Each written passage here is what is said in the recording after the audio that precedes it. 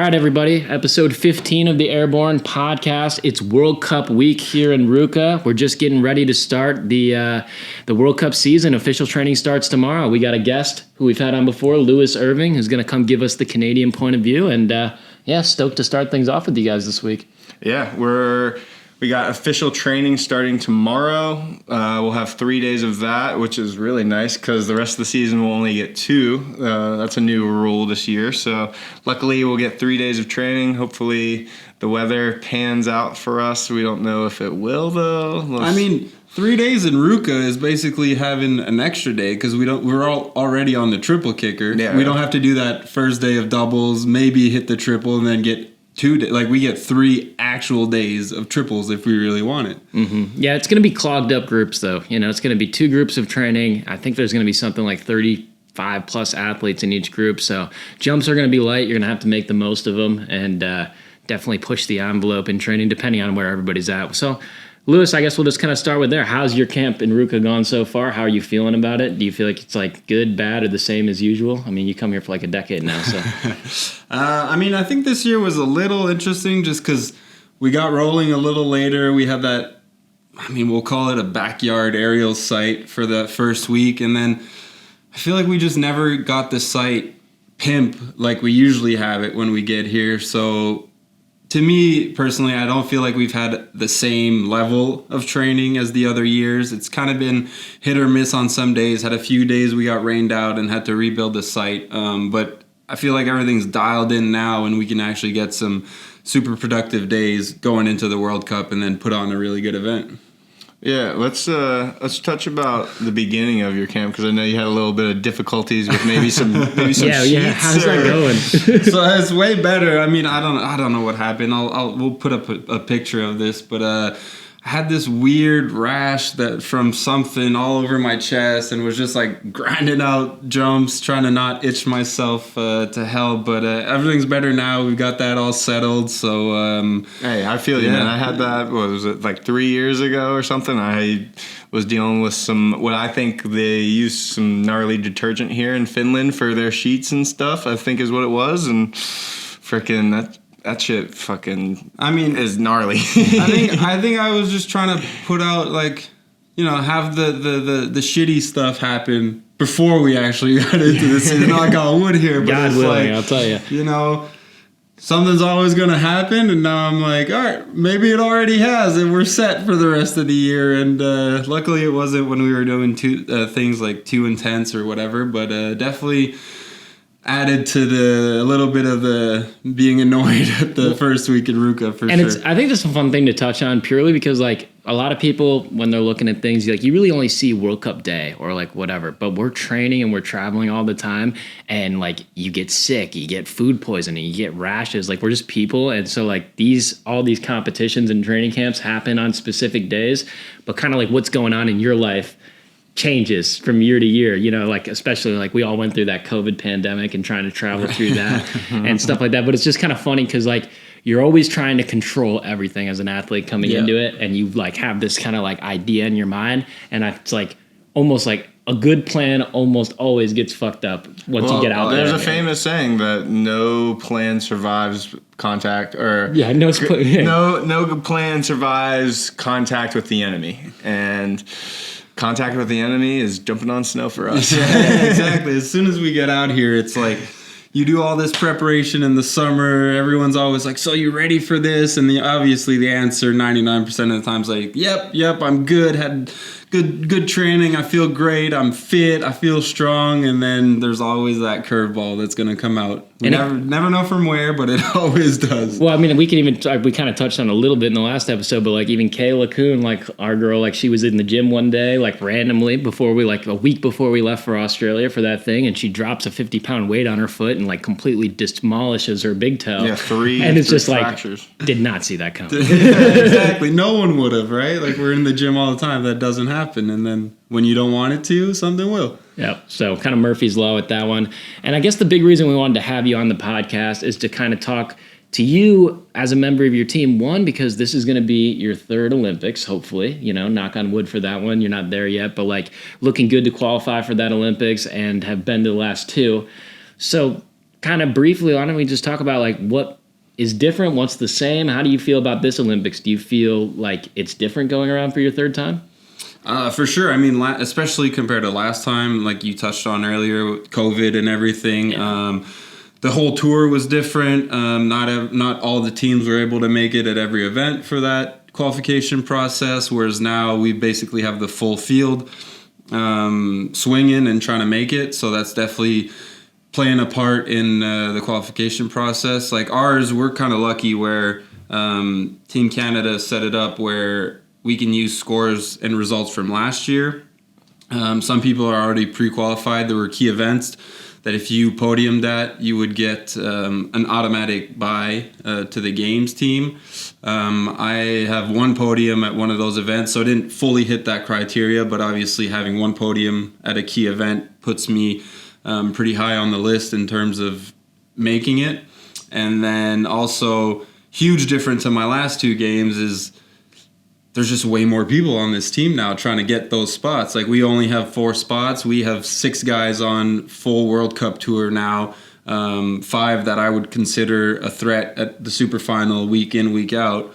So that's obviously a big difference to where it was in 2018, just Ollie and I trying to kind of make it. No, like the 2 boys going for 4 spots. Like we were pretty certain of our like we still had to hit a podium here and there to make it, but it was like it's an easier way. Whereas now there is the possibility that one of these boys, or myself included, is on the podium and doesn't make the Olympic team. And that's just the nature of where our sport is and how much it's grown during my career in Canada. And if I'm not mistaken, that was the case in 2010 for the Canadian national team, where there was a guy that got like a podium. Ryan. Yeah, he got a podium he won, that winter. Won the last event right before the Olympics, but still wasn't enough for him to qualify for the Olympic team. That's insane. Imagine winning the last World Cup, going into the Olympics, and still not making your nation's Olympic team. Like that would be insane. Yeah.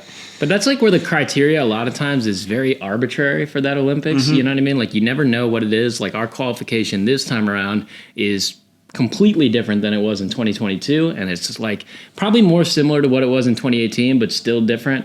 And so, we go into these meetings and they kind of just like tell you what your job is. And as an athlete, I don't know how much it really changes the process of how I would like really handle my day-to-day business. Like you're always trying to win, you're always trying to train well, you're always trying to push the envelope, but it's kind of like an arbitrary thing where if that happened in 2010 at a different Olympics, maybe that's a definite in and somebody else gets knocked, and we've had situations in our moguls team, especially our women's moguls team, where there was, I think, a girl ranked 3rd in the world in the last Olympics, and she didn't make the team. And so it's kind of an arbitrary, like the organizations do their best to put the criteria out there that thinks is going to give them the best chance of bringing home medals. But it's not standard every 4 years. It can be completely different. And then I think one thing that makes the American side a little bit different is that we have such a strong team in all the different sports that a lot of times, if we look at kind of our team right now, Quinn and I have been at the top of our team for the last 4 years at least, and for me a little bit longer than that, but it's really competing against free skiing, slope style, mogul skiing, all these different sports, half pipe, skier cross, even though unfortunately they don't always do very well for the U.S. But like you're competing against all these different teams. And so that can make it a little different where a lot of times in the U.S., you're not just looking at your team. You're not just looking at the aerials team. You're like, oh my God, the freaking moguls team's competing extremely strong right now. The slope style team's competing, very strong right now. And that's why for me, I don't know about you guys, but I've always just like kind of taken the approach of like, do your job and things will work out. And getting obsessive about criteria can be really corrosive to your mindset. 100%. And like ours is the same where we'll compete against slope, half pipe, big air, ski cross, and our ski cross team is extremely strong. They'll max out their spots for sure.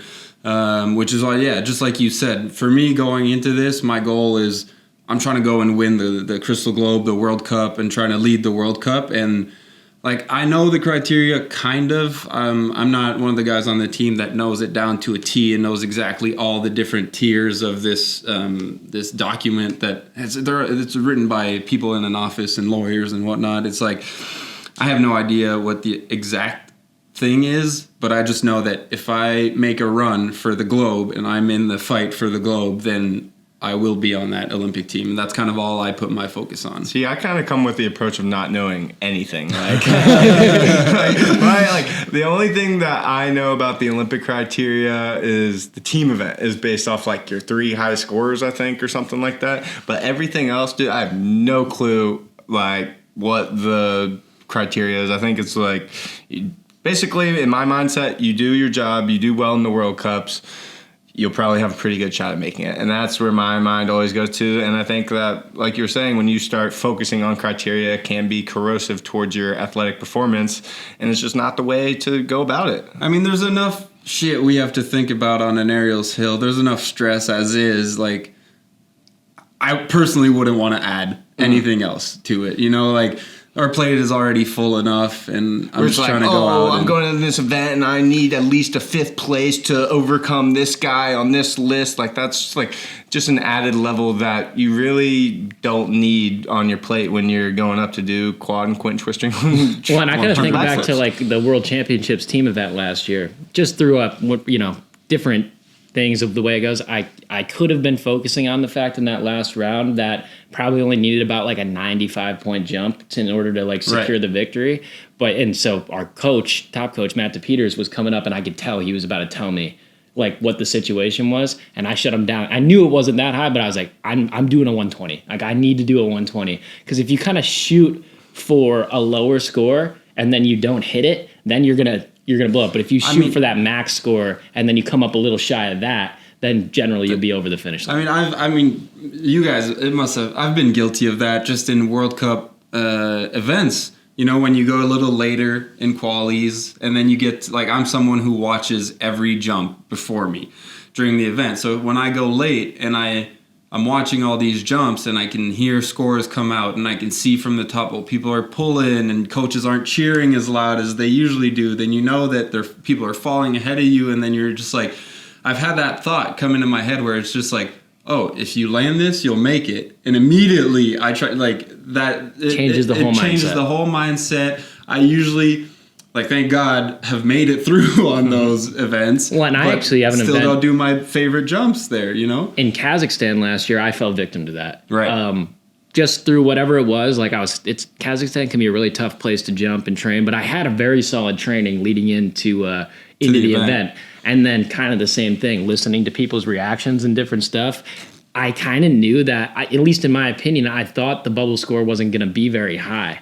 And it wasn't, but the way they were judging, so I kind of came into this jump a little tentative, didn't really give it my all, stuck the shit out of it, and then ended up getting a score that just knocked me off, and I wasn't in either. And so, we all fall victim to it at times. When you build that into a year of your life, then that can be really difficult, where you're always trying to just do the minimum and you just got to go attack it. Like, I kind of talked to you a few weeks ago. I was like, I'm really not thinking about Olympic qualification. Quinn, you were qualified. You got that call last year. So you kind of can take the pressure off some of the events. But big thing Quinn and I have always talked about, he's like, I need to go to win. I need to jump good, And so, like, you can't take the foot off the gas pedal because you're qualified. It really doesn't change anything for you. No, it doesn't change anything at all. Like you said, all of our goals here are to win the Crystal Globe. That's the goal for every single one of us going into the Olympics. Especially since all 3 of us haven't done it before. So I know, and to do that, you can't be playing it safe at these events. Like, you've got to be going up and laying down your best jumps and knowing that, I might go for a quint and go for the win, but I also might fall and get 6th place, and that might not help me in this Olympic qualifying. But at the end of the day, when you're in aerials, we all have the go big or go home mentality, right. And if you don't have that mentality, then aerials is not the right sport for you. You got to be swinging. At the end of the day, every event, if you're if you truly want to be at the top of this sport and within the mix of the best jumpers in the world, you have to swing every single time you have a chance. Every shot you get to put down something that no one else can touch, you have to go for it, in my opinion. And then for me, sometimes, and if I look back at my 10-year career on World Cup Tour, the big thing that I notice is like the times that I'm really taking big swings, sometimes that's the safest way to jump. Right. Like when you're pushing yourself, like it makes you a little bit more elite. It makes some of the easier tricks a little less scarier. And like for me, like some of the best seasons I've had were the seasons that I was taking the biggest swings.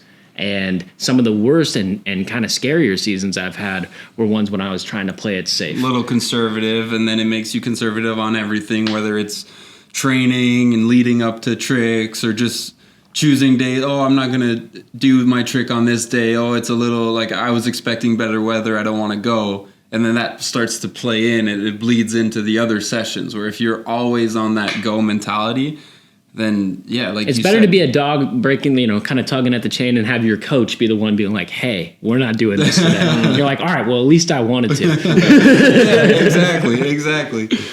All right, so one thing I wanted to talk is like we kind of got a little middle ground here. This will be my hopeful second Olympics, and working on qualifying for that. We take nothing for granted. We try and even my family, I have a big running joke I have with them is, you guys have more of a ticket to the Olympics than I do.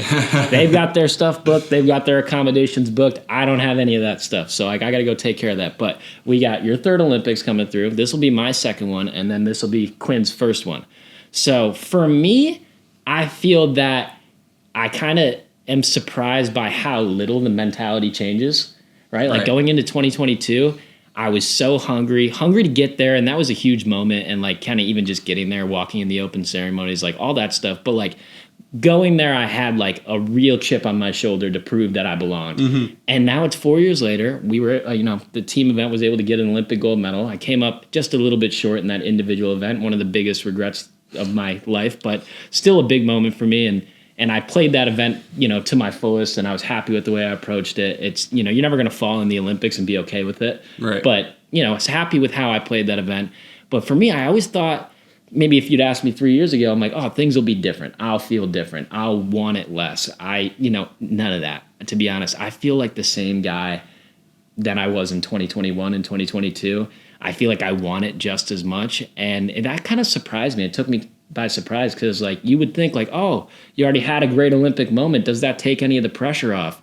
And I'm like, no, it doesn't. This is the fucking show. Yeah, this is why we do it at the end of the day. And so, Quinn, how do you feel going into that Olympics? Well, is there going to be any sort of relief when you kind of just get there, or do you feel like you're going to be hungry all the way through the finish? Like, I'm going to be hungry all the way through the finish. I definitely know that as soon as I actually get onto the hill and get into the gate to actually compete, I feel like a weight will kind of been lifted off my shoulders because it's just like everyone's like, oh, you made the Olympics, you're going to the Olympics. And it's like, no, I ain't going to the Olympics until I'm there and in the gate, turning my skis, going to do my jump and like actually lay down a score.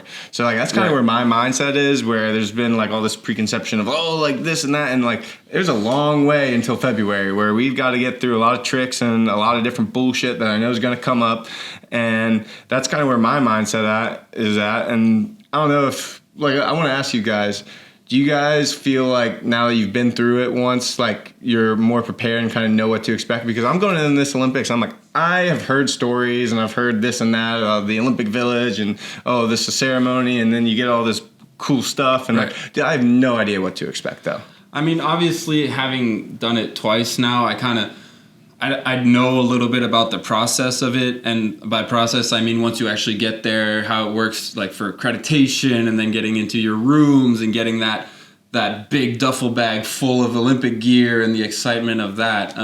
That's like I'm definitely aware of that, but then again, there's so much that goes on, and the Olympics is so big, and the whole event and everything around it is so big that there are 100% things that I have no idea, and do I think I'm ready for them when they show up? Yes, obviously, but then whether it's my first or third ones, I was thinking the same thing back then, right? It's all about preparation and confidence and just trusting yourself. And like to kind of touch back to what Chris said, like I agree with you as well about now it's my third ones, but it feels just as good as the first one, and I'm just as hungry to go and put down jumps and like get that score and get that result that I definitely want, whether it's the third or the first one. So yeah, I kind of like agree with both of you right there. Like the only thing that I think going to the Olympics before that really helps is just having some familiarity for what you're in for. Not even about the jumping. No. Like, take the jumping out of it. That is stuff. Well, I feel like that's the one thing that like, that's the one thing you're gonna know. Like I'm gonna know. Like I'm jumping with the same people that are gonna be there at the Olympics. I know what they've got.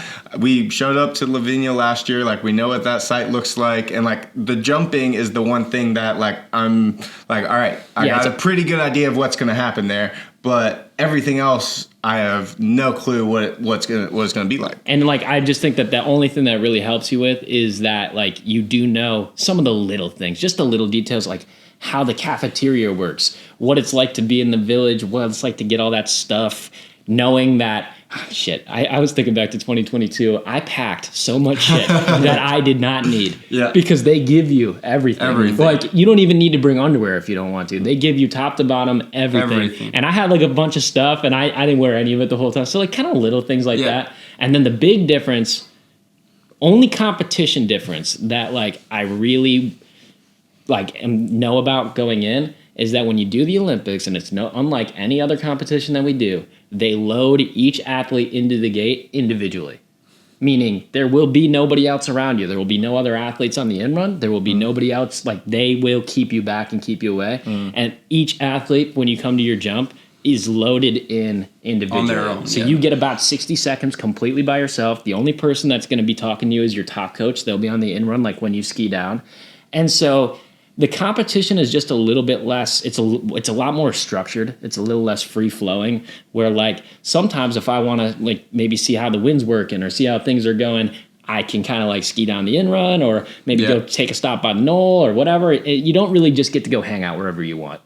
They kind of put you in a specific spot. So that's a little heads up for you, Quinn, coming in, because I wasn't exactly told of that before. And it was just a little different where I like, even during the team event, they give you a monitor where you can watch your team compete, but you cannot actually watch your team compete. That's the only major so you know what's gonna happen. So that's like the only competition difference that's really different. But like the one thing that I kind of think about going back to like the village, and I do want to get back to like the World Cup season and what we're doing with that. But the only thing that was like really cool for me about the village is when you meet and talk to a lot of different athletes and from a lot of different places and like different countries, different sports, you kind of realize that everybody's pretty similar to you in the story, in how they got there, and what they want. What they're feeling, what's going through their head. There's a lot of camaraderie built around that where you're like, I'm just a guy. And you're like, I'm just a guy. And you're like, oh, cool. I thought you were the freaking greatest athlete ever. And I bet you that, like, even meeting Shaun White at the Olympics,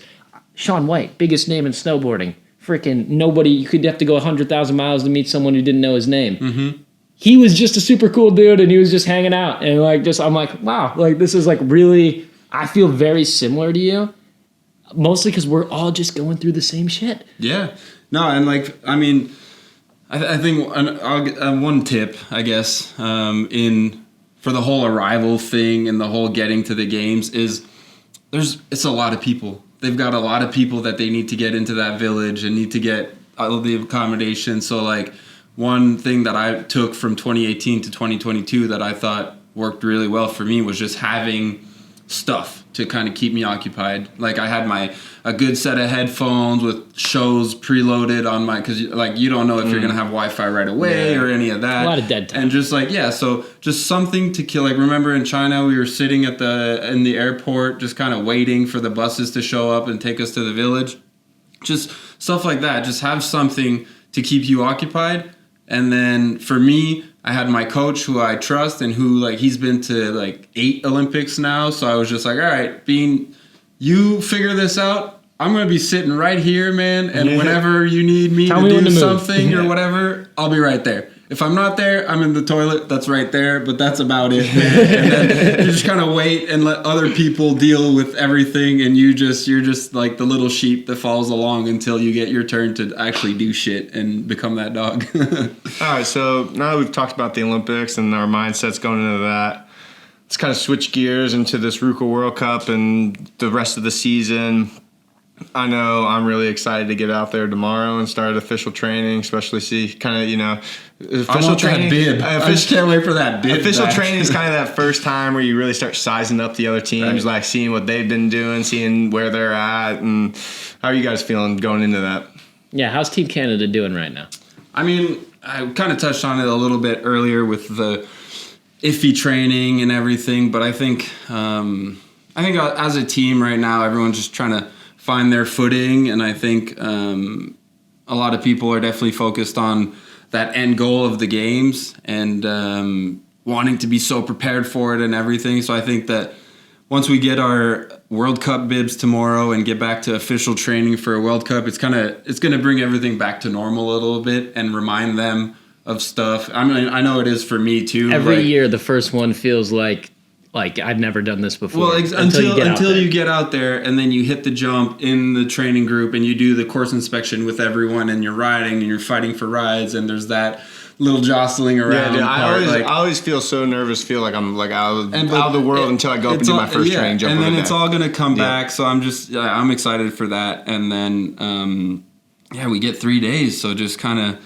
pace it out, see what I need to get done on those first 2 days. I like to go out on that third day and maybe do a few of the tricks I want to do, maybe not, just kind of depending. But I think our whole team is just kind of feeling that right now. Well, kind of like you said, you got a young team. Yeah, right? exactly. And like a lot of these guys have never been through this process before. And, you know, like one thing that keeps going through my mind when you're talking about like qualifying for the Olympics and the first time like kind of going through that process is it's kind of like the first time you have sex. You don't know if you know how to do it. You don't know if you're going to be good at it, but it's always over quicker than you think. And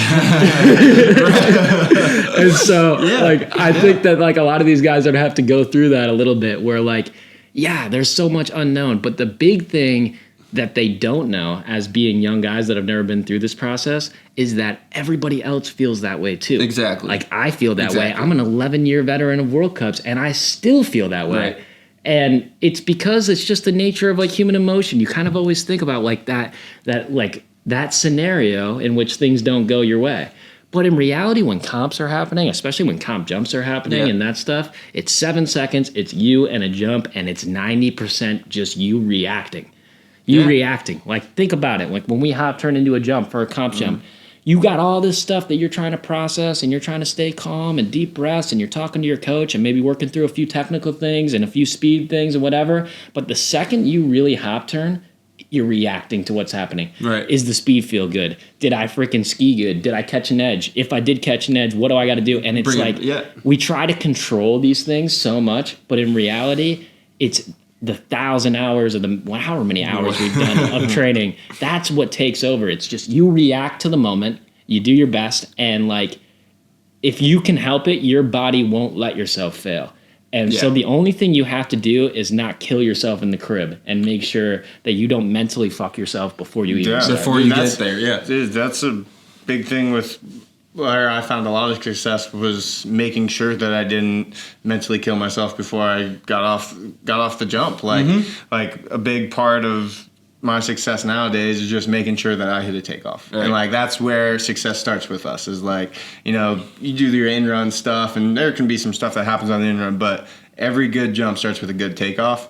And I realized that, you know, I wasn't even giving myself a chance with like some of the takeoffs that I was doing. 100%. And like lo and behold, after I had a really bad event in Ruka, three years ago, I went, all right, Quinn, you're not going to do that again. Every single event, you're going to go up to that takeoff, and you're at least going to give yourself a shot. Even if you feel like you've got a sling to your neck, like you are going to give yourself a shot at a straight jump. And lo and behold, since then, it's been a little bit of success. Yeah. No, exactly. It all comes down to giving yourself, just hit a takeoff, make sure you give yourself a chance to be straight. And then we've all done enough numbers. We've all done so many jumps on water that, I mean, there's not very many people on this World Cup tour that don't have every range and can't do the jump. There are a few. Good. There yes. But, I mean, at the end of the day, the guys that I look at on a start list, because, I mean, I don't know if you guys do that, but I definitely do, whereas I'll look at a start list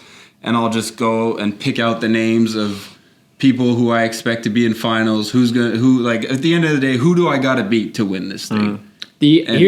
I'll tell you how Chris Lewis goes through a start list real quick. We go the night before the event or the morning of the event, depending on when the event happens. If it's a night event, the draw usually happens in the morning. If it's a morning event or a day event, the draw usually happens the night before. You get sent the list. I've been doing this for 10 years. Yep. This is what I do. I go, I look at it, I look where I find my name first. If I'm happy, I like to go between competitor number 8 and competitor 25. Like, I don't want to be dead last at the end because then I got to wait a long ass time to jump. But I don't want to go generally in the first 7 competitors. Now, that does not mean I'm going to be all pissed off if I am going in the first 7. It's happened many a times. But if I'm looking for something, I try to find myself somewhere in the middle of the pack there. So I do that first, find my name. And then I've done this for a long time. I look at every single athlete that's competing a less than a triple twisting triple backflip. Yep. So if you're doing less than a full or a latable full, I just mentally eliminate you. And here's why. It's because I compete quad twisting triples. And if I don't beat a lay full or some sort of double twisting triple backflip or a double, it's because I fell. And therefore my day's over anyways, and it doesn't matter. Yep. So I went and I go and see, and I'm like, oh, how many people do we have pushing above triple twisting triples? And the only reason I do that, I'm like, all right. And then I kind of just get a little gist. I'm like, how many people do I have to like beat to just make it through that first round? Make it to the top 12. After that, once you get into the finals, then it's a complete, like, you just got to go for broke after that point. Yeah. But like, and you just kind of look, and it really doesn't change your plan very much, or really help you that much. It never has changed my plan. It's just something. It's just more like something to know. Information, yeah. And so the only thing that might inform is if I do kind of a subpar jump in that qualies, I'll kind of know what my odds are of that working or not working without really looking at the scores come through. Right. Kind of just knowing, all right, how many high quality jumpers are going to be there. Now, I don't organize it by best to worst or how many good guys or bad guys. I just like, all right, what DD are you throwing out there? You guys and myself are so different. We're like, dude, I find my name on the start list. Like, I go after that guy and before this guy. Fuck everyone else. Dude, that's my mindset going into the start list. I mean, hey, keep it simple. Like you said, that's your process and it's good. Yeah. And like, you know, having just those little things that you look at and like those, like Quinn, that's one of my favorite parts about you as a jumper. I've tried to take little pieces of that from you just watching you come through the regs. This guy does not, he gets worried. But I'll tell you what, if you see Quinn worried the day before an event, I'm scared. Something's wrong. I'm like, something's wrong with this guy. Even on World Championships Day, you were on the team event day, you were a little bit stressed out. It was still like 3 hours before the event. I'm like, man, this is weird. Quinn usually is like, you lock in like as the event gets going, as the speed checks start, but you keep it really simple, and I think that's a great thing. I think that a lot of times, a lot of jumpers, including myself, different times, different whatever, but like, we do try to make it a little too complicated. Yeah, dude, keep it Go hit a fucking takeoff, stay straight in the air, listen to your coach, and land the fucking jump, and you'll be fine. You'll be fine. And I mean, at the end of the day, like we've had this discussion before, right?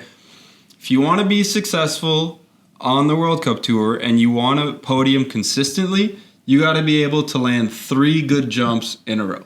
Yeah, that's really what it comes down to. Dude, I remember my first year before I won my World Cup. 9 times out of 10, you'll be on the podium if you do it. Freaking Chris was like, the way you win a World Cup is by doing 3. Well, it's the way you get a podium. It's the way you get a podium. Yeah, the way you get a podium is like 3 nice straight landed quad twisting triple backflips, and that like not 8 or 9 times out of 10, that will get you on the podium and getting a pretty good shot at maybe getting a win. And it's actually harder to do than people think. So we're not trying to make it easy.